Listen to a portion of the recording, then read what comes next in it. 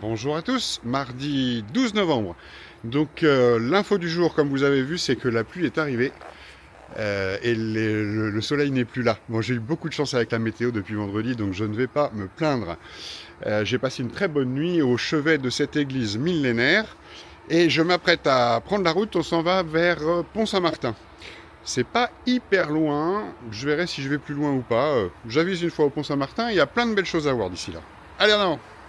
Alors on dit au revoir à cette belle église Saint-Martin. Et vous voyez, j'étais moi installé derrière la haie qui est ici. Il y a un beau bâtiment à droite là, avec un cadran solaire, un bâtiment ancien. Et alors chose cocasse, moi j'étais avec ma tante de l'autre côté de la haie à côté. Et ici je vois que ce matin, abri ouvert, Communata Protetta. Je regarderai ce que ça veut dire Communata Protetta. Et si ça se trouve j'aurais pu dormir là. Je ne sais, et j'ai dormi là, sous ma tente. Bon, à suivre. Et cette nuit, ce matin, il pleuvait, mais c'était de la neige fondue. Parce que vous voyez, selon l'altitude, les sommets là devant, il n'y avait pas de neige hier soir. Et ce matin, le haut est enneigé, puis en bas, il n'y en a pas. Alors, c'est pas la première fois que j'en vois un, vous voyez, mais il y a des distributeurs d'eau. Ça s'appelle la maison de l'eau. Et c'est des distributeurs d'eau payants. Donc c'est 7 centimes le litre. C'est la première fois que j'essaye. Il y a de l'eau pétillante et de l'eau plate. Et voilà. Bon, pas commun. Au moins là, je suis sûr qu'elle est potable.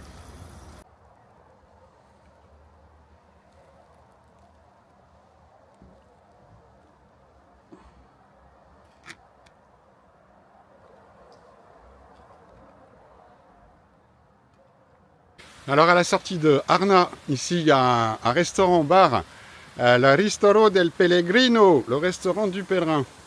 Voilà, avec des formules économiques, c'est dommage, c'est pas l'heure de déjeuner, sinon je me serais laissé tenter.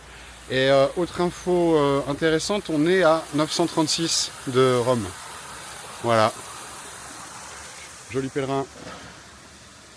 En avant!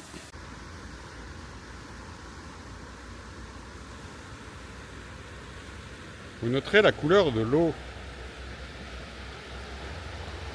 Et ici, un bel ouvrage, le pont d'Échallot. Pont à 3 arches. Il y a un panneau qui explique qu'on ne sait pas de quand il date. On sait simplement qu'il a été restauré au milieu du 18e, donc il existait avant, mais on ne sait pas depuis quand. Et alors, entre les arches là, il y a un oratoire à l'intérieur duquel il y a des fresques. Je n'ai pas encore traversé le pont, donc je ne sais pas si on peut y accéder. Ce serait chouette. Le pont d'Échallot.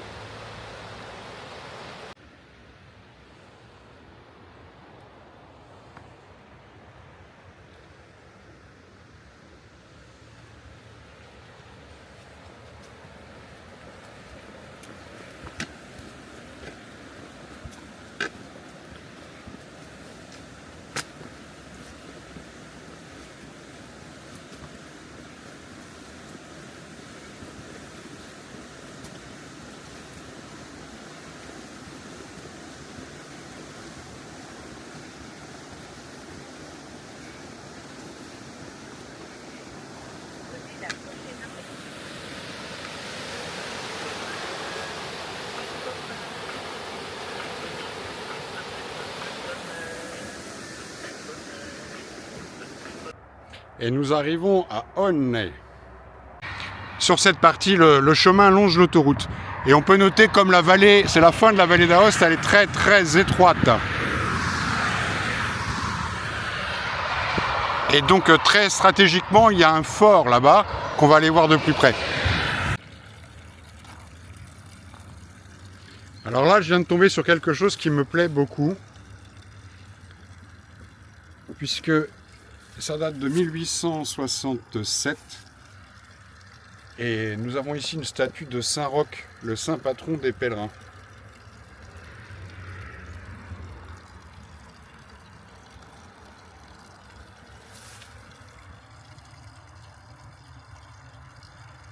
Je fais un petit film parce que là devant c'est des veaux. Que des veaux. C'est pas si courant je trouve de n'avoir que des veaux, puis ils sont vraiment beaux.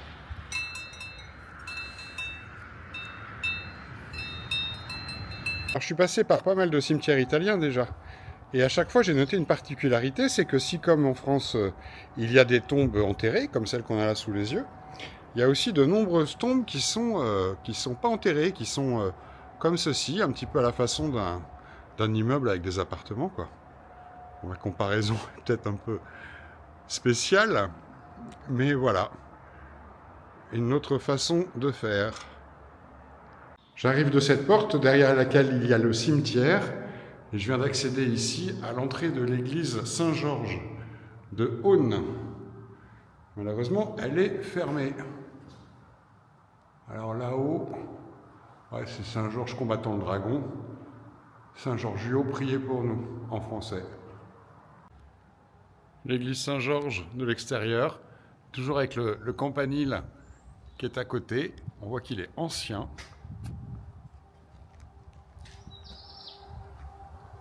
Et ici, eh bien, il y a comme une alcôve qui est la tribune du crieur. Elle est du XVIe siècle.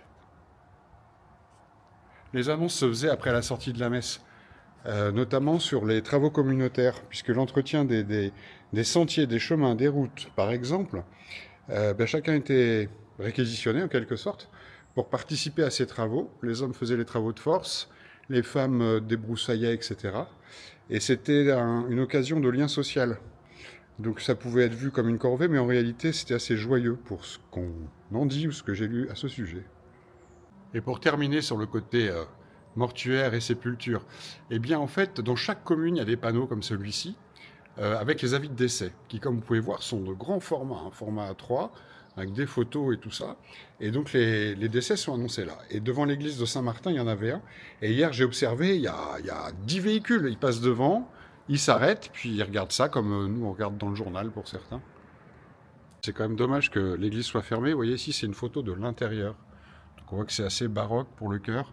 Mais surtout, il y a des dalles en verre qui permettent d'aller voir dessous, de voir dessous toutes les constructions plus antiques. Et puis, il y a une Madone du XVIe siècle. Bon, enfin, église fermée.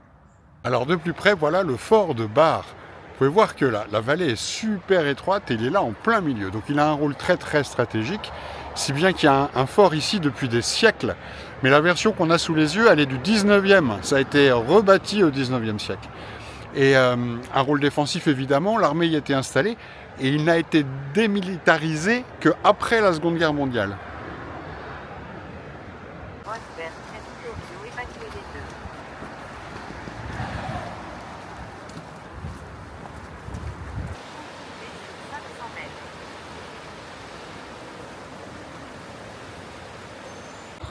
Qui prépare Noël et qui a décoré cette fontaine.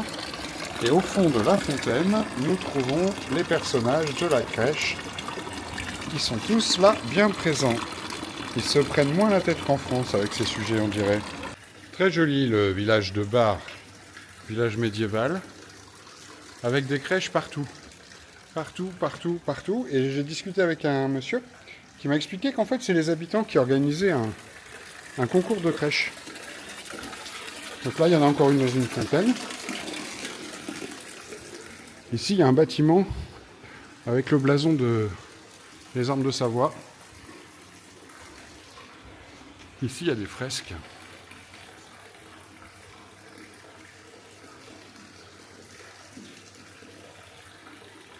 Là, des armes encore.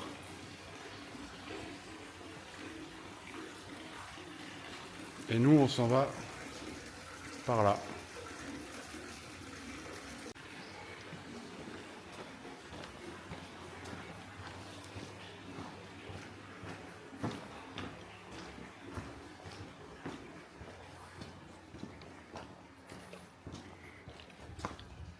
Et hop, une crèche. Il y en a 150. Donc je vais pas toutes les filmer.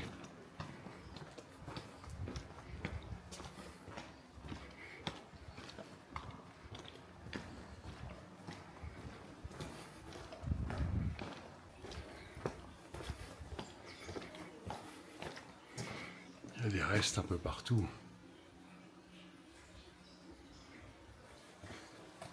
Bon, il y a un petit côté Village abandonné quand même.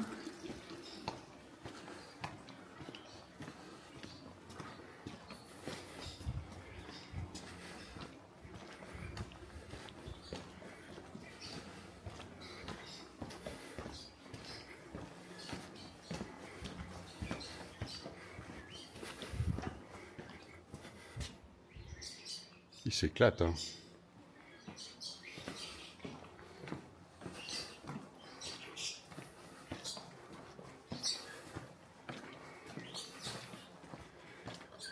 Église de Bar. Beaucoup de belles choses à voir. Ici le plafond.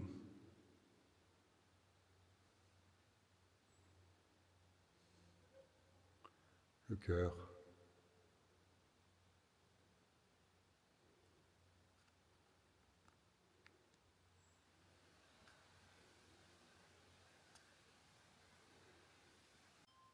Magnifique Christ, très coloré.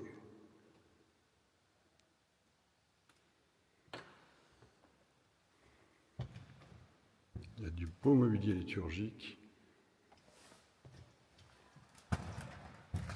La présence réelle.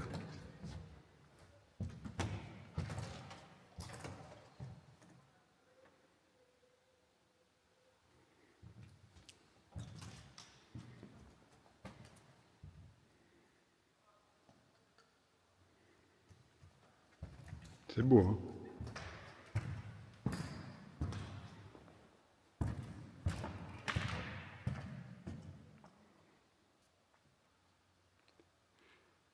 La Vierge et Joseph.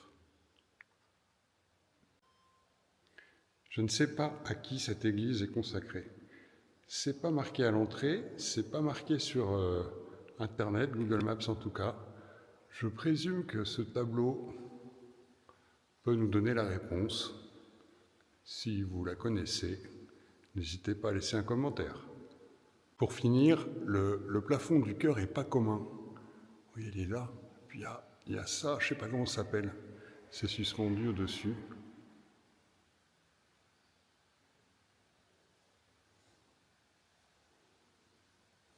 Bel ensemble.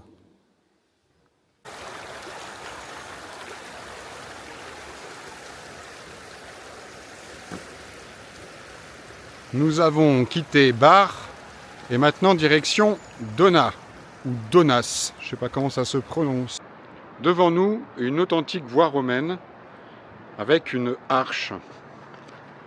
Cette voie romaine, elle a été taillée dans la roche sur 200 mètres. C'est vraiment chouette, quoique bordé par des routes à droite là.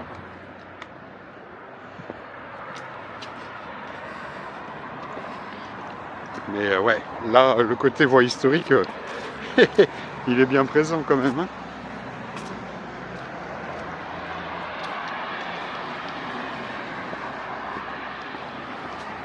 Ouais. Alors ça, c'est une borne romaine. Et là, il y a marqué 31. Et c'est... Ah non, 35. Et donc c'est comme les bornes kilométriques, hein. Ça signifie qu'on est à 35 milliards, je ne sais pas comment on dit, de Aoste.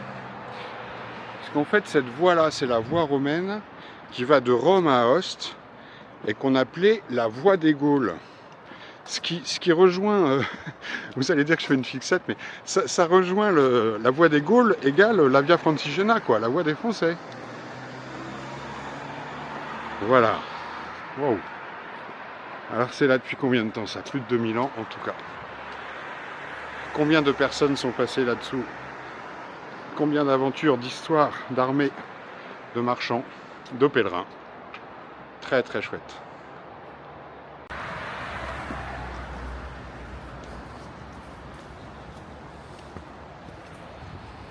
Au revoir, passage romain. On voit les traces des chariots là.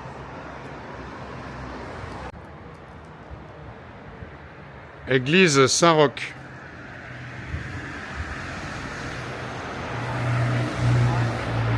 Une église très ancienne.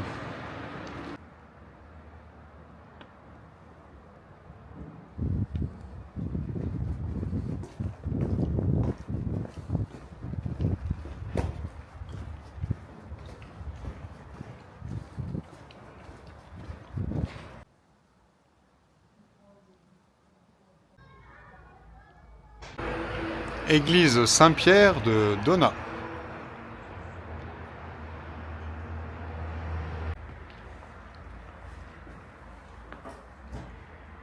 On est accueilli par de belles boiseries. Magnifiques.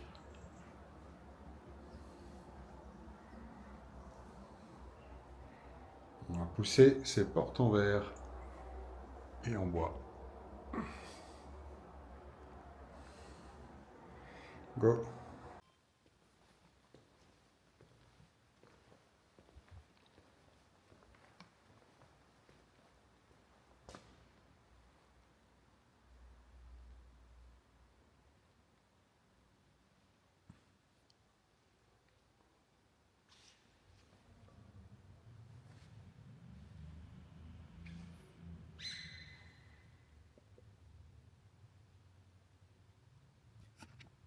Ici à Donat, nous allons en direction de Pont-Saint-Pierre.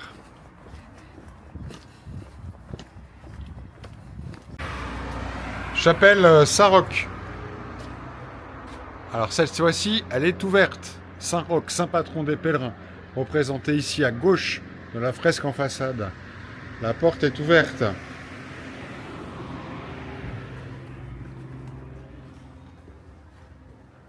Voilà l'intérieur de ces petites chapelles devant lesquelles je passe fréquemment. Ici, une photo du saint. C'est la première que je trouve ouverte. Et comme par hasard, c'est une chapelle Saint-Roch. Bien que le hasard n'en est peut-être pas tout à fait un, on est quand même sur la Via Francigena, quoi.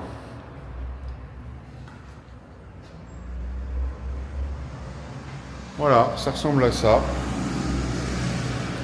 Toutes ces lumières rouges, je laisserai à penser qu'il y a la présence réelle, mais j'en doute un peu, d'autant qu'il y a... Non, on dirait des bougies plutôt. C'est bizarre.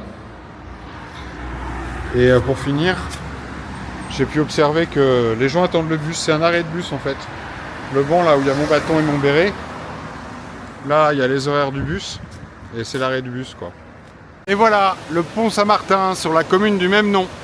Un très beau pont et surtout remarquable du fait de son âge, puisqu'il a été construit au 1er siècle avant Jésus-Christ. Donc on va passer dessus, en sachant qu'il symbolise un passage, hein, c'est la sortie de la vallée d'Aoste. D'ailleurs je vais continuer là pour aujourd'hui, je vais aller plus loin.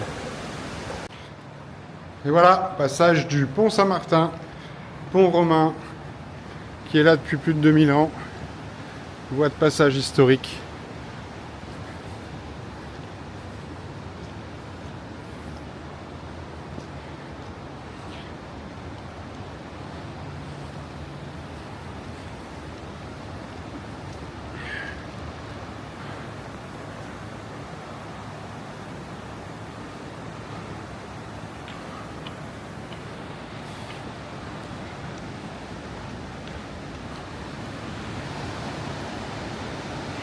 Là-bas, il y a une centrale hydroélectrique.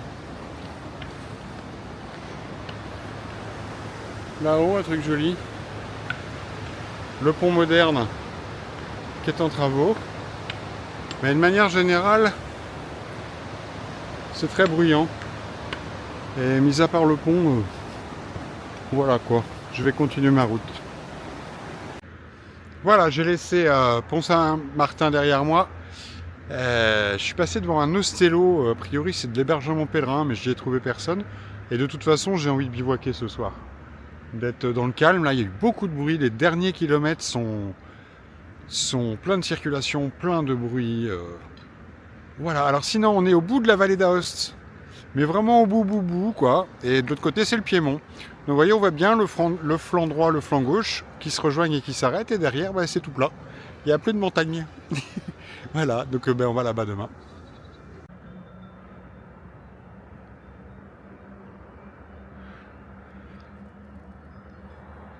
Voilà, donc je suis devant la chapelle Saint-Roch, sur les hauteurs entre Pont-Saint-Martin et Carema. Et je vais bivouaquer là, il est 17 h, j'ai déjà installé la tente là-bas, le double toit sur un banc ici, il est en train de sécher. Et je vais me poser là après cette magnifique journée. Comme vous avez pu voir, il y avait un nombre de belles choses incroyables.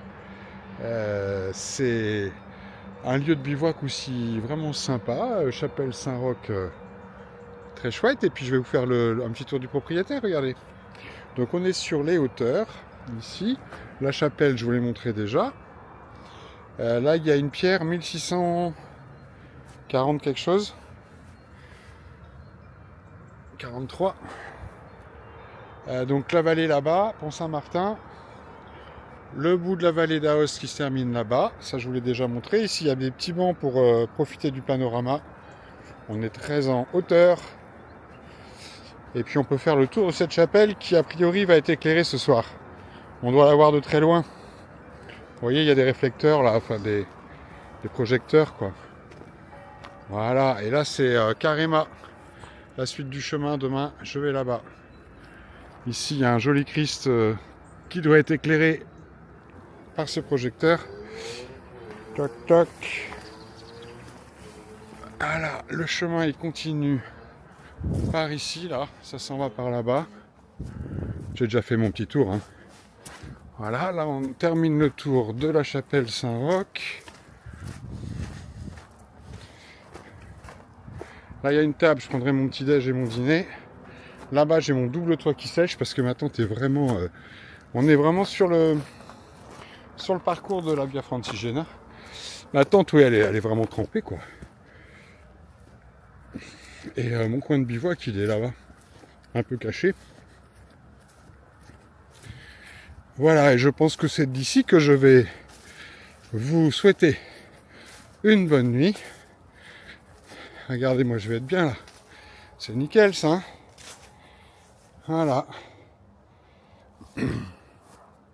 Bien les amis, bonne nuit, à demain pour de nouvelles aventures. Ciao, tchuss.